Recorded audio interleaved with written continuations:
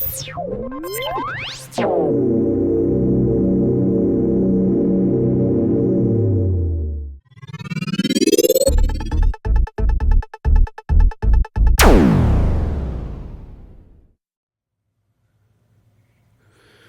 day, everyone.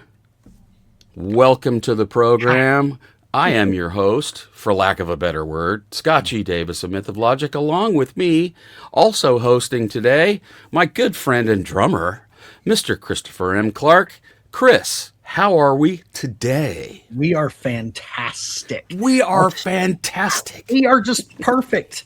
It's 55 degrees here today when it's usually 90. It was pouring rain earlier today. I'm having to wear a hoodie. This is my weather, and so I'm so happy and I'm so glad we're here today to discuss something that I know is very near and dear to your heart. Oh, and something that has more recently become very near and dear to my heart as well. So yeah, well, Kansas. It's Kansas has been a part of my development just as a person, a musician. My second all-time favorite band, second only to Emerson, Lake and Palmer. Pretty high praise right there. Yeah, I just, it almost from my first exposure to Kansas, and I came kind of late to the party. I was born in '64, when they came out with their first album in '74. I was 10. Right. So I missed out on that, and then, Songs for America and Mask both came out in '75. My first real memories and exposure and a memory of an awareness of Kansas. I grew up in Topeka, Kansas, where those guys are from. And if you have an inkling to be a musician in that town, in that area of the country, it sort of looms large over your thinking, over, everything you kind of want to do. It's sort of like, okay, those guys did it. Let's see what we can do. The scene there, when I was growing up, in the late 70s on into the 80s, I finally left town in '94. The whole time I was there was a very thriving, active club scene, with just, a couple dozen bands, most of which were exceptionally good. One of the things I'm really happy about is that not only were there just a bulk, almost an overflowing cup of talent, but all of those groups were expected to play original material to a man. I can name you all sorts of names from that era: Alchemy, Limousine, In Out. My own band, which started out as Tempest, and we later changed our name to Hydra, we had some original material too. It was sort of expected when you played clubs. Submission was another one. These are kind of just rolling off my head. London Drive was an absolutely stellar band. They were from Kansas City, but we saw them in Topeka a lot. Kansas City's only about an hour's drive away, so there was a lot of cross-pollination. Quite interesting that you would have clubs there that would kind of expect you to play original material. That's not normal with clubs, Well, it was sort of. I mean, they had plenty of bands who had no original material. Right. And those were all good. I mean, there were no lousy bands in my area when I was growing up. There were bands that were a little better than some of the others, but sure, none of them were lousy. On any given night, you could go out to a club in College Hill in Topeka there that was right near Washburn University. There were several bands. There was Quincy Magoo's. There was Sneakers. There was a bunch of different places there. On any given night, you could find a band at most of these places, and without knowing who was playing, you could go in cold, and you could be entertained by a talented bunch of musicians. That's not true in all areas of the country. I was fortunate enough to be in one of the better ones towards the end of their life, and that was a band called Alchemy. But that's a whole other tale for another day. So we're talking about Kansas, and I just. The Kansas speaks to all parts of my musical brain. I appreciate, right off the top of my head, I appreciate adventurous composition and melodic flow through and power, and Kansas has that in spades. Absolutely. I I appreciate and am slightly a frustrated drummer. So great drumming and great drummers are a passion of mine. Phil Ehart is my favorite drummer, and that really, includes Neil Peart and Carl Palmer. Phil is the top of my mountain drummer wise. I it's just fantastic. adore what Yeah, he does. He has the qualities that all those other great drummers have, in that he has a distinctive style as a drummer, and that's a hard thing to have yeah, because there's so much riding on drum parts in any given group, and to distinguish yourself with a style that separates you from all other drummers, that's a difficult chore. And Phil always pulled that off in spades. He was always thinking compositionally and complementary to uh, the music and the vocalist. mhm. And the other thing that obsessed me about Kansas in a major fashion is the greatest singer to ever walk the planet, and that's Steve Walsh. Oh yeah, I always say this about Steve Walsh, and people who've seen me on other programs are probably tired of hearing me say it, but if God made a better voice, he kept it to himself. That voice, particularly in the earlier years when he was absolutely unstoppable, it was just like, it reached into a very passionate place in my right. musical, because he had so much emotion. If I always loved the song "The Wall" from Left Overture, but every time I hear that live version on Two for the Show, and where he takes that great song and that great melody that he recorded in the studio, and he just elevates it with his passion and Right. his performance. And every time since I've heard him, even in later years when he was struggling a bit and not quite able to get to the highest notes that he once could, he was still, every time he sang it was better than the time before. He Right. just, you know, if Phil says it early in his book, what we need in this band is we need Steve Walsh singing Kerry Livgren songs, and he was not wrong. We have Phil Ehart to thank for all that great music, because he was the guy, and continues to be the guy, even though he's not playing that often. He's Right. been managing this. A lot of people don't realize that until you read this book. I knew it, but there's a lot of things that are I revealed in the knew that book I he had did not stepped know. more. I knew that he had stepped more into a management role and had stepped away from the regular playing role ever since of his heart issue. Yeah. So Right? Yeah. Which one's harder on your heart, drumming or managing? That's the question. so yeah, he's got that's a good point. Yeah. But So if yeah, that's a great book, by the way. I just finished it. Phenomenal. I mean, I love his. You can tell he wrote it and he didn't get like a professional writer to write it. He's so conversational and so down to earth and speaks in layman's terms and just tells you the story. He tells it pleasantly.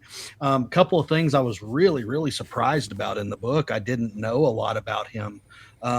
Very surprised at his level and pleasantly so.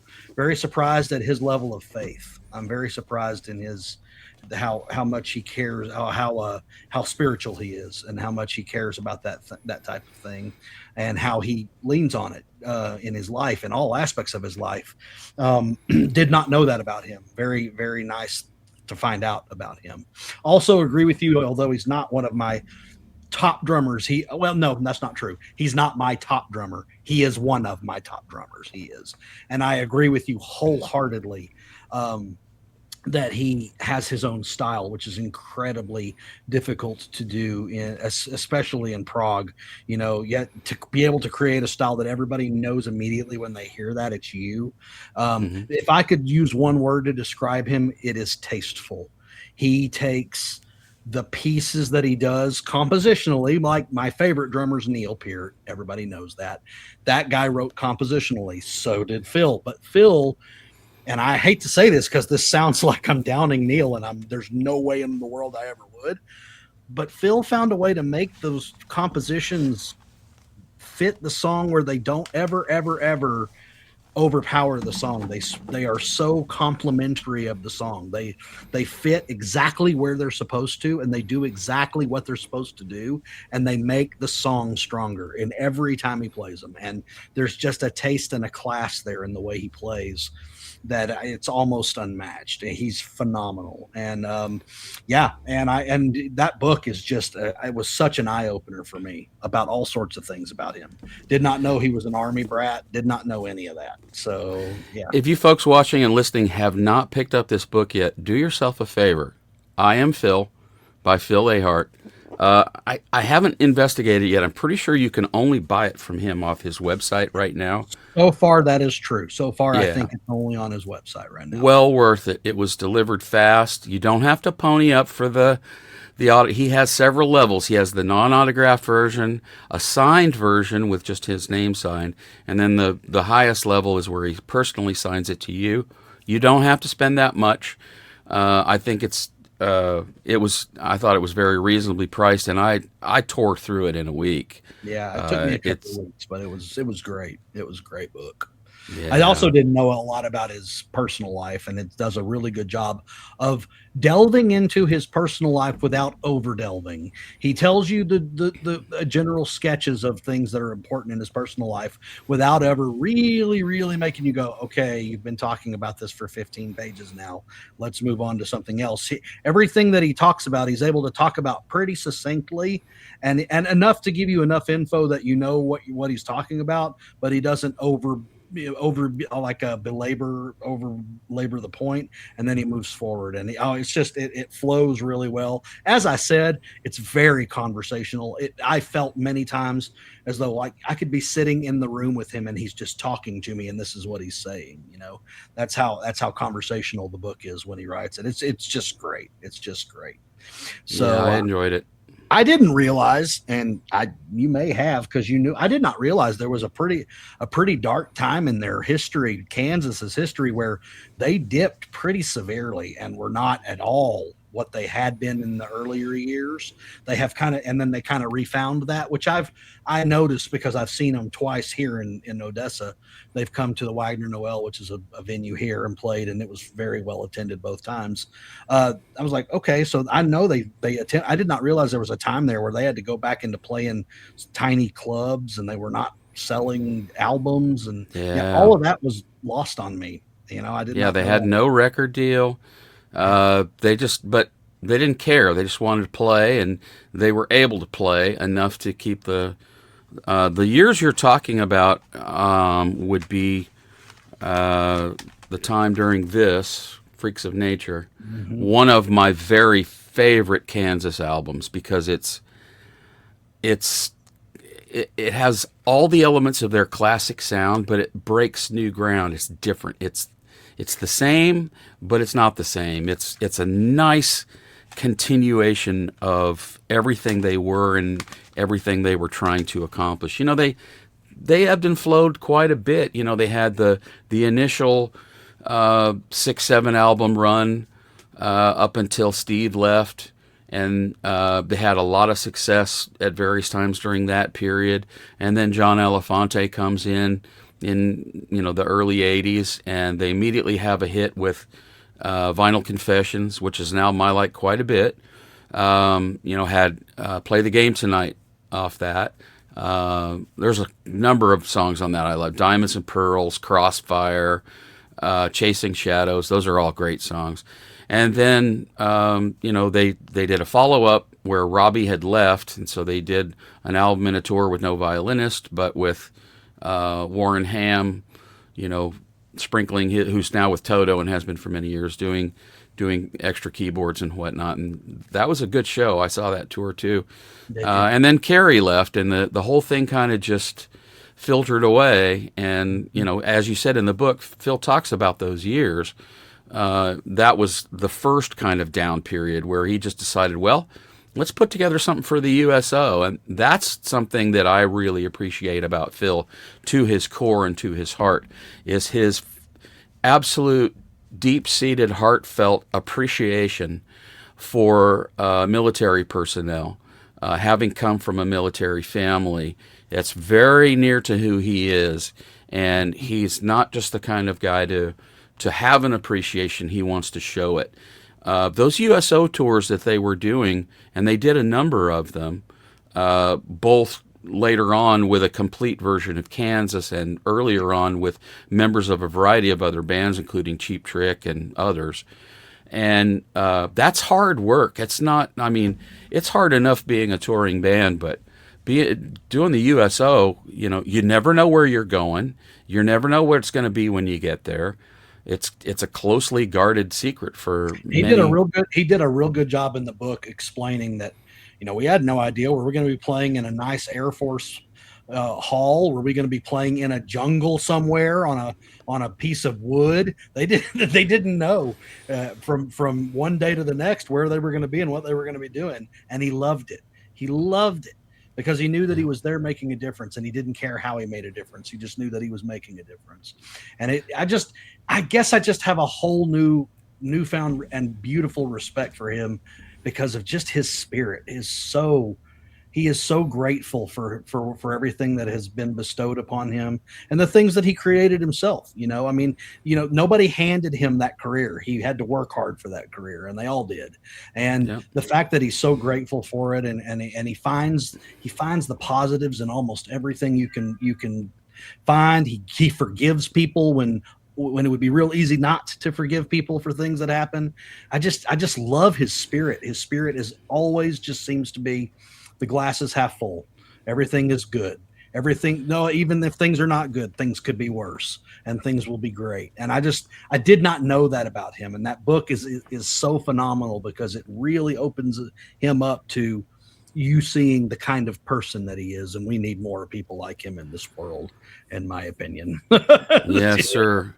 Well, I mean, and without spoiling the book for anyone, because again, without overemphasizing, we are not getting any money from Phil. Absolutely not. We both love this book, and we both think that all of you who are even semi-interested should go and buy it. But before you all think that all of his life has been, a bowl of cherries, we're not going to spoil any of it, but there have been some dark moments and some really tough challenges for him in his life on many different levels. And as you say, I feel like he's handled them all with grace and generosity and an open spirit that really is, it's one thing to be a fan of somebody or their music. And then sometimes you meet them or you read a book that they wrote or an interview they did, and maybe it ruins the impression or, not with Phil. If anything, I love him more after reading this book. I was just fixing to say the best way I can sum it up is I have always been a fan of his drumming, and now I am a fan of him. I'm just a fan of who he is. He's just a fantastic person. And that's a good point. I've never met him. I don't know him from Adam. He wouldn't know me from anyone. I have no financial gain from this. This is all how I felt after reading that book. That's what that book did, is it really showed all those aspects of him that are just amazing. And like you said, I agree with you too. Lots of dark times, lots of things that were really, really struggling, made him struggle, and he handled all of them with class, all of them, every one of them. Even I think that's when he would have been okay. I could have understood if he didn't handle it with class. He did, So. I think you hit on the right word. He's a classy man, and he's a classy player. Everything he plays has power and class. So it really becomes apparent after you read this book that the drumming is a reflection of the man. Absolutely. It truly is. It truly is. And it's interesting that you made the parallel with him and Neil Peart, because the challenge of being Phil Ehart and the challenge of being Neil Peart in their respective bands, equally daunting tasks, but a very different situation. Absolutely. Phil had to try and be distinctive and interesting with 5 other guys playing and singing.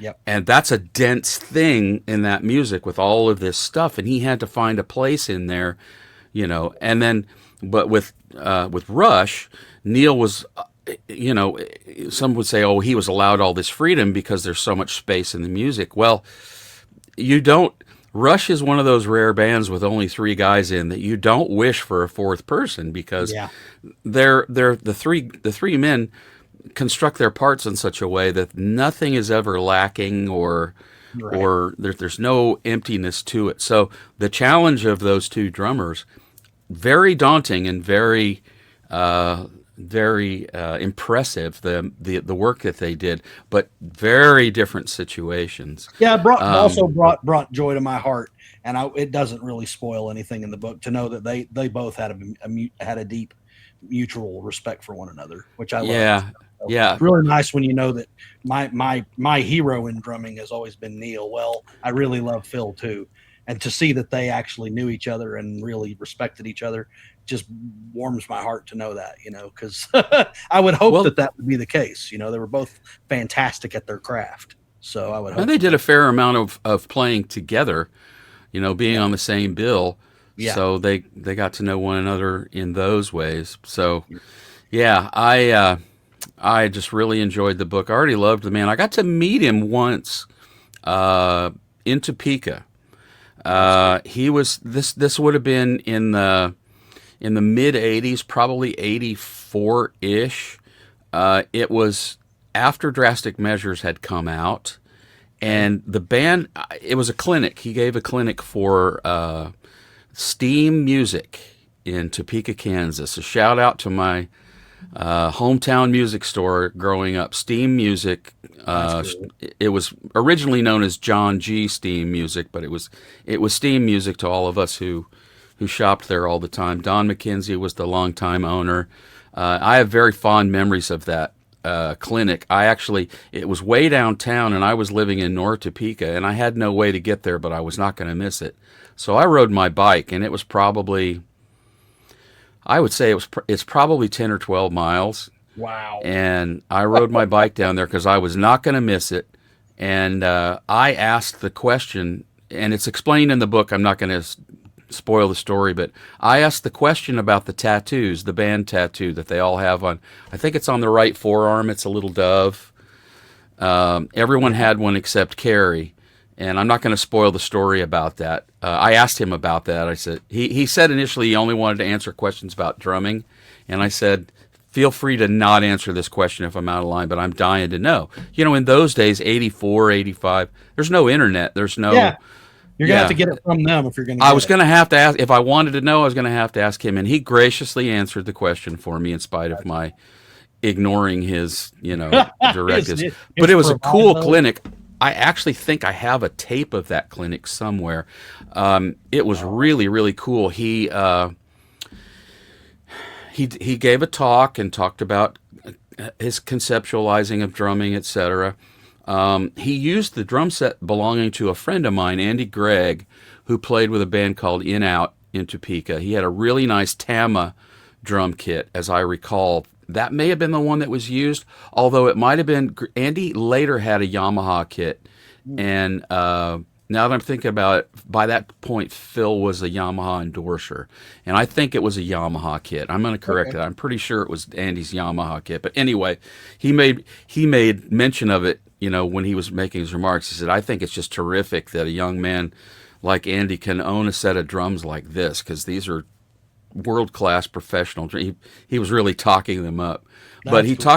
he talked conceptually about his attitude towards drumming, and then he played a couple of songs, and I had never seen this done before.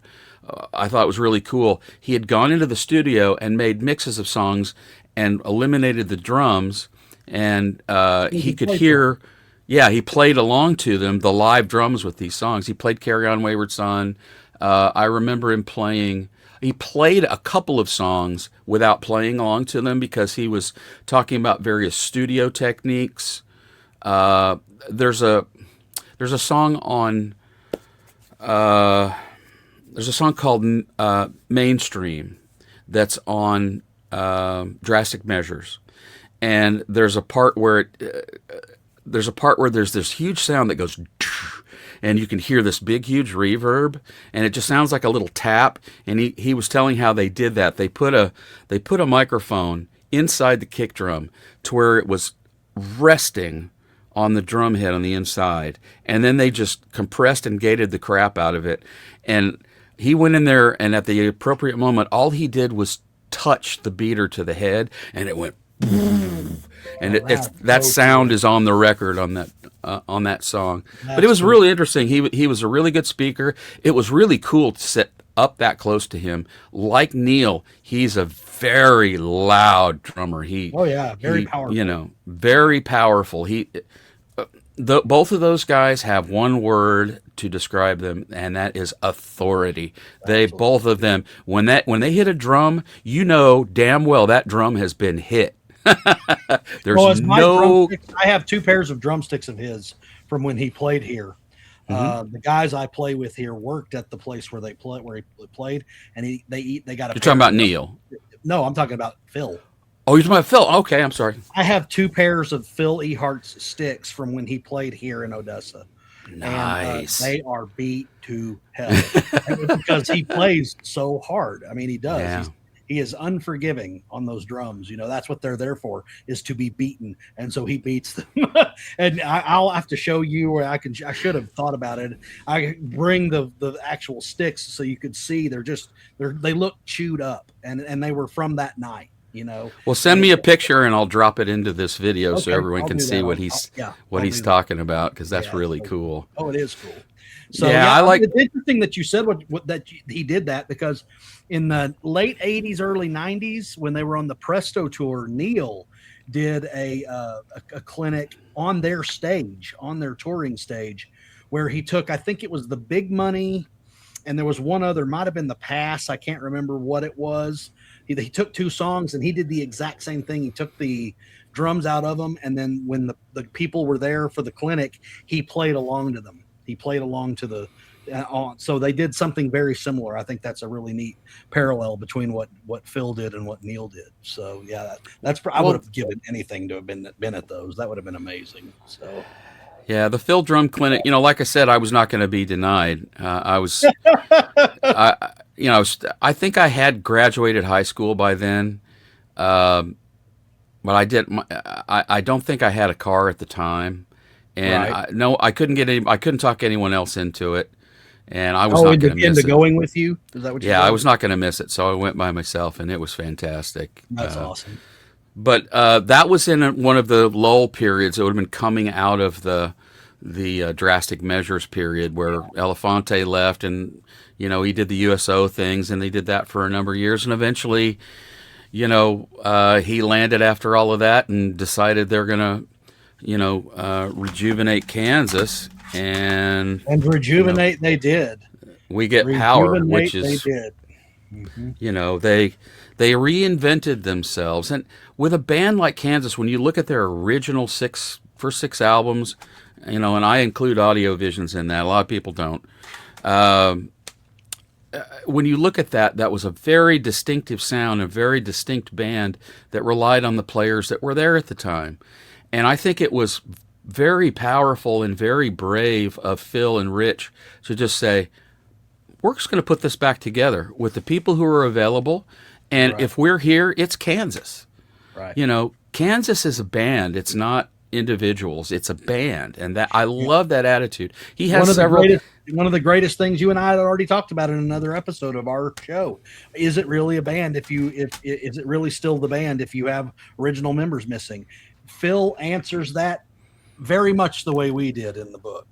I have to agree. I love his baseball analogy. I won't spoil it for anybody, but he uses baseball as an analogy, and I think it's an apt analogy. And it's very insouciant, Yeah, to use a yeah. big word. So insouciance, very nice. Yeah, he Everybody will completely. give you a second to look up what insouciant means. We're good. I'm gonna take a divergent off just because right now I'm trying my best to read a Beatles book. I'm not gonna say which one.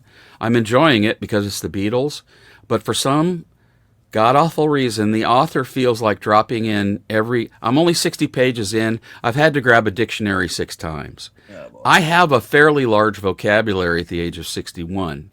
And if I have to grab a dictionary, you're just showing off. You know what I'm saying? I hate it when authors do that. You don't have to do that. So that's completely off the topic. But anyway, That's funny. so they did Power, had a hit with All I Wanted. They continued touring. I saw them on that tour. The band was awesome. I saw them with Steve Morse. Yeah. It was a great show. I heard later on that evening that Steve Walsh had food poisoning during the show. had a towel wrapped around his head for part of it and was throwing up into a bucket. And Wow. he'd had some bad mushroom soup the day before or something. He was just sick as a dog, but you'd have never known it. That reminds me, that show, they had one of the neatest pieces of stagecraft I have ever seen before. There were, behind them on the stage, there were bleachers set up. And before the show, they ushered all these people up on the bleachers. I thought, will they have a choir up there? It's what it looked like, right? But everybody sat down, and they were clearly fan club members that were being allowed to watch the show from behind. That is awesome. And here's the part that the hairs are standing up on my arm when I think about this. Here's the part that paid it off. When they get to the point in the show where they do the wall, and if you've ever heard that song, it's one of the 5 most beautiful, powerful, emotional songs ever written. I love that song, and I particularly love the way Steve delivers it to an audience. He brings that song. During that song, they start into the beginning of it, right? Everybody on the bleachers has a flashlight, and I'm talking about a big flashlight, not a little pen light or anything, a good-sized D-cell flashlight, right? And when it comes to the part at the beginning where Steve's singing by himself, he turns around and he sings it to the bleachers, and they're all pointing their flashlights at him. It was as if 40 follow spots were on him all at once. It was the most astonishing looking thing I've ever seen, and it was so cool because these were fans up there, and the band were bringing them into this world. And that was just so cool. It was absolutely stunningly cool. Phil had something really cool on his drum kit. If you've ever heard the song Power off this album, it's got that that's part of the drum part. Well, Phil had these 2 huge drum heads, like kick drum heads, that were mounted. They kind of looked like gongs, and they were mounted on stands. And that's what he was hitting to create that particular part. He was hitting them almost like a gong, but they were making these sounds. That's awesome. That was a great show. I mean, we weren't sure what to expect. I knew I loved the new album, and they played a lot of classics, and that was a really powerful band, even though there was no violin player. Steve, they did Dust in the Wind, and Steve Morse actually played the violin parts. And Steve is a fine violinist. That's cool. That's how they did that. And then they followed through with In the Spirit of Things after that. I've kind of skipped over the classic albums because they're classics. They're masterpieces. Right. You guys don't need to hear me rattle on for half an hour about how great they are. So we're going to talk about some of the lesser known stuff because it's all great. It's all great. Kansas has never done a bad album in my estimation, and I love them all. But In the Spirit of Things, it was a challenging listen because you have outside writers, you have Bob Ezrin, kind of smearing his production style and producing help all over the place. So it really has his stamp on it for better or worse. I like it. Right. But and then they did that, and they did a short tour for it. I guess it wasn't all that long, but they did a tour for it. And then they were kind of, floundering for a while after that, and, weren't really sure what to do. And, I know I've got Always Never the Same. It's not in here for some reason. And I know I've got,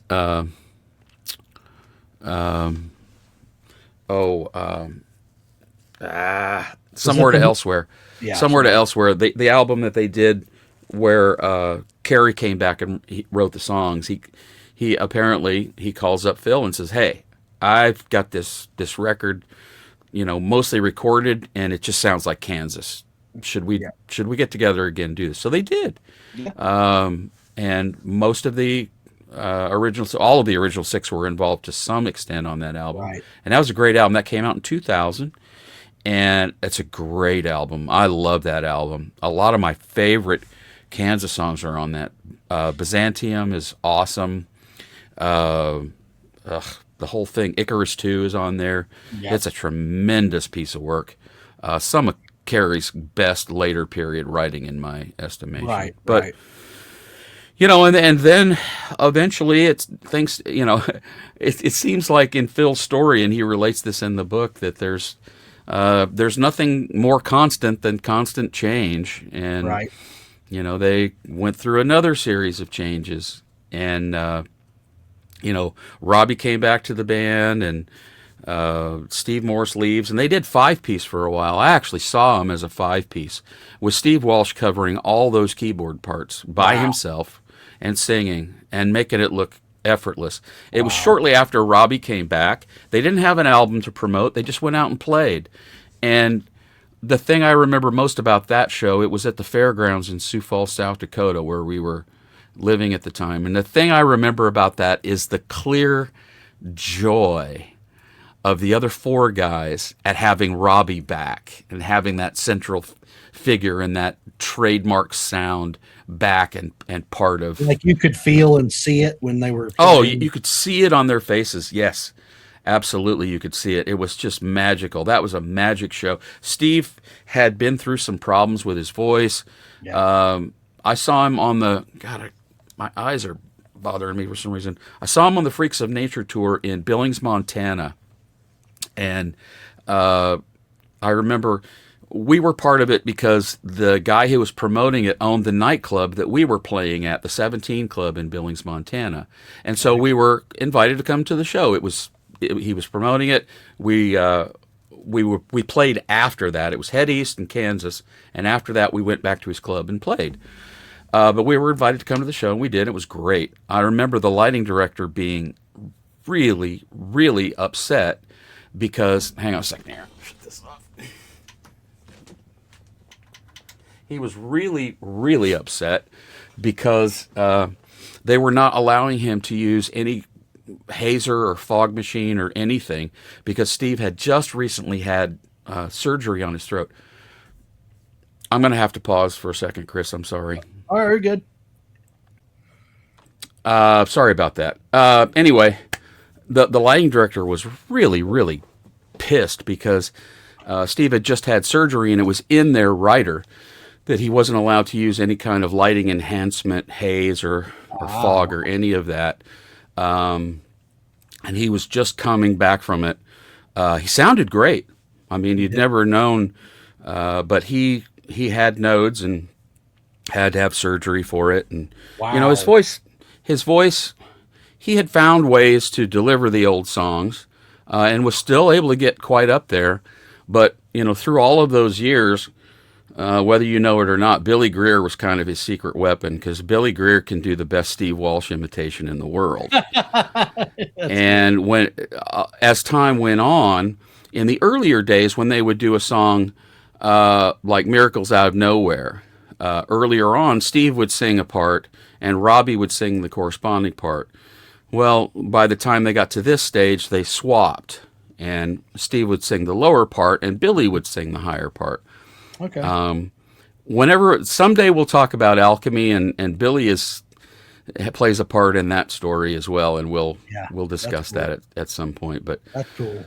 so they got into that area, and then time goes on, and I'm leaving some holes in what I'm saying here because I don't want to spoil Phil's book for anybody. But Right. There's a lot to it. it's a lot to it. Eventually, Steve decides to finally retire, and they hire Ronnie Platt, who's just a tremendous vocalist, Yep. and was a great choice. And we end up with the Prelude Implicit, Oh, yes. Right which here. is an astonishingly good album. This is another reason to love Kansas. They just sort of dogpile on it. When you love this band, they just give you all kinds of reasons to love them.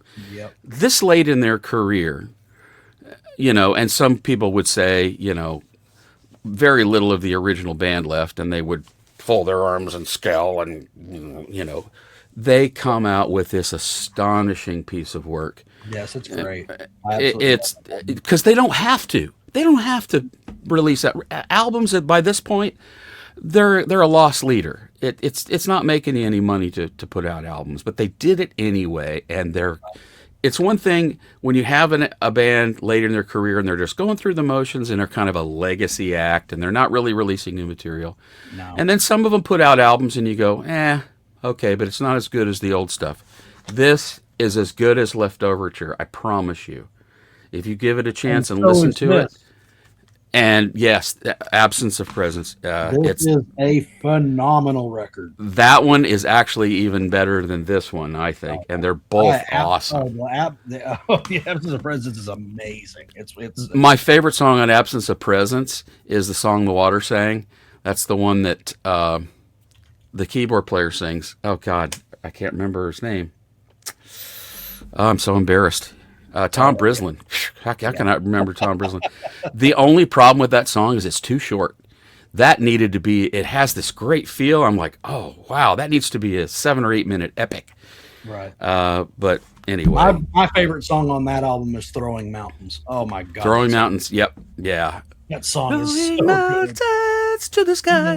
Yeah. Yep. Oh, Oh, John, it has everything that you want in a Kansas song or any progressive rock song has it all in that song. It is just perfection from the first note to the last note. And I absolutely love this album. And I actually came into them way later than you did. I always knew that Dust in the Wind was Kansas. I always knew that Carry On Wayward Son was Kansas. But it really wasn't until the 20s, the 2020s that I really started because of the Prelude Implicit and the Absence of Presence that I started really listening to who they were. And it caused me to go back and see. And I'm going to tell you the other thing that did was the band that I play with here locally, we play Carry On Wayward Son. And that is one of my favorite songs to cover. It is so fun to play on drums. yeah. And so because of that, I started to go, I need to really delve more into what they are as a band, and that's where I got to know Song for America and Leftover Tour and all those things. And I kind of like my Rush story, where I start into them late and then go backwards. It's kind of what I did with Kansas, but I am on board with you. I There are albums of Kansas that I like far more than other albums, but there is not a bad Kansas album. There is not one. There is not No, there's nothing they've done makes me go, oh, why they shouldn't have bothered. No, that's awful. Not a I single will one of their I records. will listen to and enjoy from start to finish any Kansas album you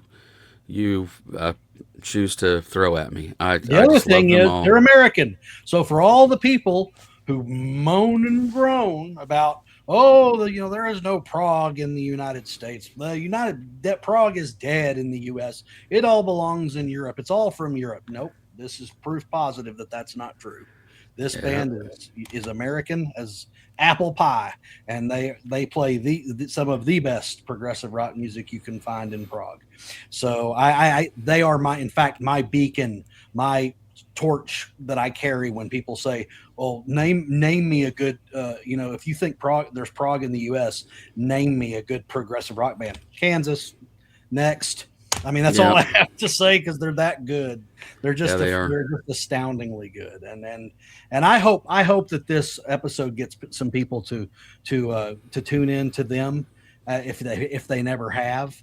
And even if you have, even if you know them ancillarily, like most people know Carry On Wayward Son and everybody knows Dust in the Wind, there is so much more to this band than those songs. And those are great Yeah, songs, but there is so much more to this band than those songs. These albums contain gems that will just, every album will give you more. So please do delve in, and if you are in any way interested in them, you must buy and read Phil's book. It's just so good. It really yep. and truly is. It's It's fantastic. called "I Am Phil," folks, by Phil Ehart. Yep. It's a fantastic read. I really enjoyed it. The worst part about it was turning the last page. Honestly, Yeah. it's like, It did. I'm done with it. It's too Yep. bad. It was great. It was great. I thoroughly enjoyed it. Well, my awareness of Kansas. You talked about where you came in. It was on the radio, obviously. I can remember when "Carry On Wayward Son" was a new song, when it was Say, the good new. Lord, not me. Yeah, yeah. It was. It was everywhere. AM radio. I mean, you couldn't go to the pool or school or anywhere, there was a radio on. You'd be sitting in traffic and the windows are down. Someone drives by and there's "Carry On Wayward Son." It was everywhere. That's awesome. That summer it was huge. Yeah. And that I was, like you said, I was sort of aware of them on the fringes, but not as what they really were. That didn't come till later. My dad relocated. We were living in Topeka, and he relocated to Lexington, Kentucky. And I was really upset. Well, my parents were splitting up, so I was upset. But uh, I did in those days. One of the things I did as a kid was I used to do volunteer work for the March of Dimes, and I was really excited because that summer Kansas was going to be headlining one of those huge outdoor festivals at Royal Stadium. Right. And we were going as a group, and I was all excited because I was dying to see Kansas. And then it became clear that it was going to happen while I was going to be visiting my dad that summer in Lexington, so I was going to miss it. And I was pissed. I was just inconsolable. So my dad, in fine fashion, once we got there to Lexington for vacation, and I'm moping around and everything, and I remember sitting at the dinner table, and I'm like, I can't believe I'm going to miss Kansas. He reaches into his shirt pocket and he pulls out a couple of tickets. They were coming to Lexington at Rupp Arena, and he had bought tickets. So I got to see them, and it was unbelievable. It was absolutely unbelievable. So powerful. Such a powerful band. And there's where you've seen them many times. I've seen them Many twice. times, yeah. One time I got to see him here when Phil was drumming full on for him, and then the second time I saw him, his fantastically Phil Ehart like drum tech Eric Holmquist was playing. I'm going to tell you something right now. You close your eyes at a Kansas concert right now, you won't know that that's not Phil. Eric has him down because, as you will see in the book, and this isn't really giving up too much either. Say this because this is just the truth. He's able to play like this because Phil worked with him and made him so keenly aware of all of his parts that he can play them like Phil does. But he has done nothing but credit to Phil's parts, and it's more of what I'm telling you about and what you and I have talked about. If Phil said you can play my parts and it gives them to him, and if you're at the concert and you close your eyes, you don't know that that's not Phil. It's the music you're listening to. It's the music that's important, and they sound fantastic. Even in the modern time, they sound just wonderful. All of their songs sound wonderful. So, The first time I heard Eric play these songs, it was a YouTube video, and I looked at it. I was watching it. I'm like, oh, Phil got a haircut. No, he didn't get a haircut. It was Eric, and just, I mean, like you said, completely nailing all of Phil's part. I'm going to talk to you all directly in the audience right now. If you are a scoffer about the current version of Kansas and the fact that there are no original members in it, you are doing yourself a great disservice, because the current band is delivering that music with power and precision and the deepest abiding respect for it. So please do not let that be. If you go and don't like it, that's fine. Do not let your attitude prior. Do not let that spoil this opportunity for you. Buy the tickets and go to the show with an open mind. Ronnie Platt is an amazing singer. Yep. Eric is an absolutely stellar drummer. They're all The entire band. Tom Brislin. Oh my God, Tom Brislin is he's right up there with probably the 5 best keyboard players walking the earth right now. He's just an astonishingly good player. And a very talented singer in his own right. Yep. So it's just, don't cheat yourself out of the experience. Make sure you go and catch the band, because I agree. And make sure you buy the book, and make sure you learn about them, and make sure you listen to their discography. Because if you're one of those that like, well, I need the original band.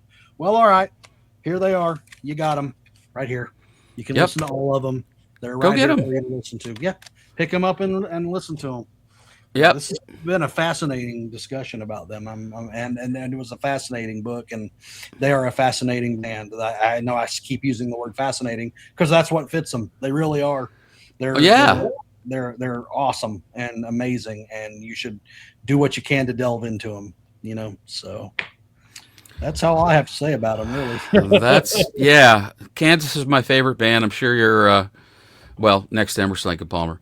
Uh, I'm sure everyone who's been watching me for any length of time, all three of you, you're probably all three of you very, very, very tired of hearing me yammer on about Kansas. So that's going to probably, well, no, it's probably going to continue, but it's going to subside a little bit now that we've shot our Now that wad we've on dealt this. with it here, we'll have at least a few days where we don't talk about it.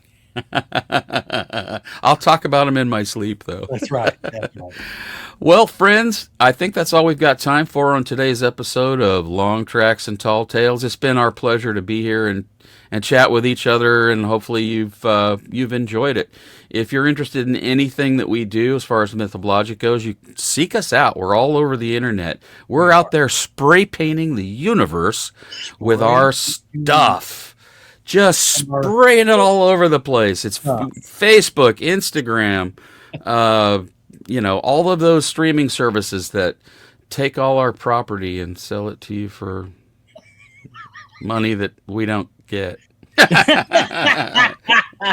Take all of our property and sell it. By the way, as we're recording this, it's Bandcamp Friday. Oh yeah, good call there. Yeah, you won't see this till later, but right. Yeah, Bandcamp. Fridays, go and support your artists on Bandcamp Fridays, because they get even more of the money that they normally, Bandcamp has to make money, and we get it. And they get it. So they take their money, but on a Bandcamp Friday, which happens I think it's the first Friday of every month, isn't it? It's quarterly. Yeah, I don't think it's monthly. I think it's quarterly. I thought it was monthly. Okay, well, whenever they do it, and they'll it's like 6 times a year, I think, 6 or 8 times a year. And you gotta go and buy your albums from there, and buy it. What be they streaming or physical copies? Most of the money goes to the artist on that day, and it's all of the high definition streams for Myth of Logic have been reduced. They're now $10 per album, and it's like $36 for the entire catalog, all 4 albums plus the extended version of The Memory of After that has Circling Back on it. So you can buy the entire current available digital streaming catalog in full bandwidth, 24K streaming, the highest quality you can get. You can buy the whole thing for $36. So, help us make more albums. That's the goal. Right. We're going to make them anyway, but it'll be easier. Help us. We're going to do it whether you want us to or not, so help us along here. Come on now. Well, thanks to everyone out there for throwing in your lot with us today as we navigate this crazy thing that we call Long Tracks and Tall Tales. Right. We've had a great time on behalf of myself and Mr. Christopher. Oh, that's a great name. That's going to stick. Christopher is going to be Mr. On behalf of myself and Mr. Christopher, until we see you again, be good to one another.